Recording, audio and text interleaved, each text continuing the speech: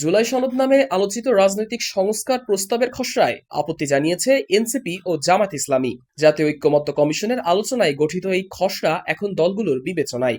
মূল বিরোধ তত্ত্বাবধায়ক সরকারের কাঠামো, বাছাই পদ্ধতি ও আইনি ভিত্তি নিয়ে। কমিশনের প্রস্তাবে সম্মতির পাশাপাশি নতুন বিকল্পও দিয়েছে কয়েকটি দল।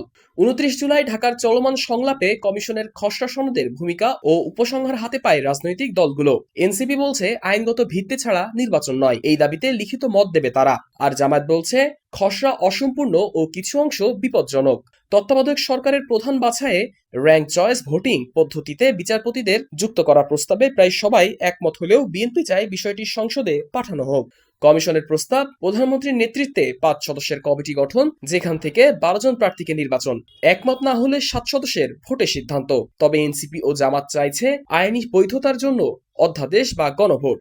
সংলাপে বেশিরভাগ দল সংস্কার দ্রুত বাস্তবায়নের পক্ষে, তবে চূড়ান্ত ঐক্যমত্য এখনো হয়নি। রাজনৈতিক ভবিষ্যৎ অনিশ্চয়তায় শঙ্কায় সতর্কবার্তা দিচ্ছে বিরোধী পক্ষ।